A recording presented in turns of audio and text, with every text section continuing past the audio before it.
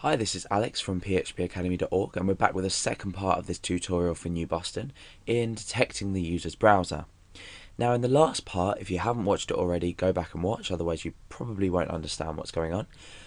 In the last part of the tutorial, we used the get browser function and we updated a specific file in our PHP .ini file. We referenced a file that's going to allow us to use this properly. So we've used print R to print out every element of this, or every key in this array, and each value. Now if we look through this, we can see that we might not be able to make sense out of much of the information. I'm using Google Chrome at the moment, and things like Mozilla are appearing here. So you might be wondering why that is. Well, if you look through the each key, you can see that we've got this key here called browser, and that is equal to the value of Chrome.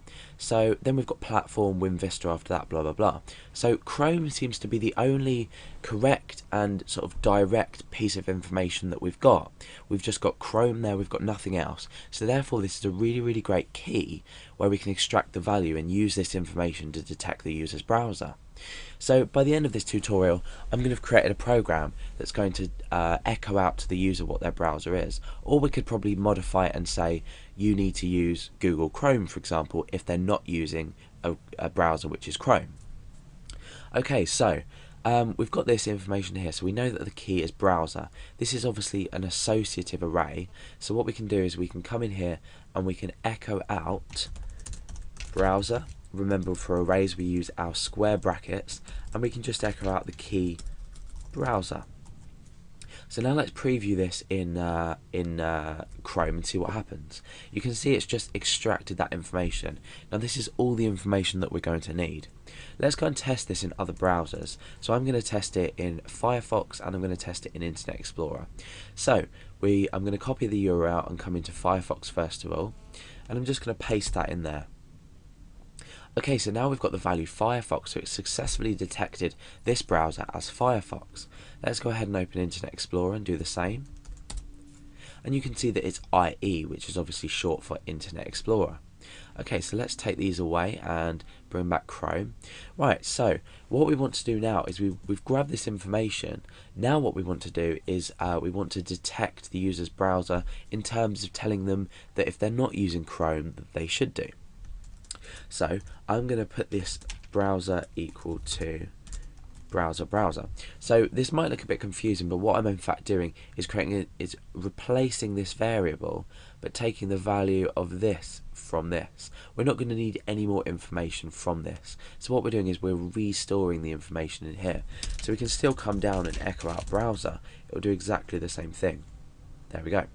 So back to our text editor, and we're going to create an if statement. Now I'm going to say if browser doesn't equal Chrome, then do something. Now the problem with this is we're using a capital C usually, but what we want to do is we want to ensure that we put everything to lowercase. So I'm going to say str to lower. So we've converted Chrome to lowercase. Let's just kill the page there, and we can echo browser. You can see I've now converted this from Chrome to Chrome lowercase. So now we can perform an appropriate check on this. So it's if browser doesn't equal Chrome, echo you're not using Google Chrome. Please do. So let's just escape this character because I'm using an inverted comma there, or rather a single quotation mark. Let's go back now and refresh. Now nothing's happened. Why is this? Because we're using Chrome. What happens now if we go back into Firefox and refresh? We're going to get this message, you're not using Google Chrome, please do. And what about Internet Explorer? Let's go back and refresh and see what happens. You're not using Google Chrome, please do. So you can see how this is a really simple but effective way to detect the user's browser first of all, and I'm going to leave it up to you guys to play around with this and do whatever you want with it. Basically, you can either tell the user what browser they're using, Or you could create maybe a switch statement to do this. It would be a lot easier. You could do exactly what I've done and said, you're not using Google Chrome, please do. There's a variety of uses that you can get out of detecting the user's browser. This is just one, but now that you know how to do it, you can experiment them for yourself.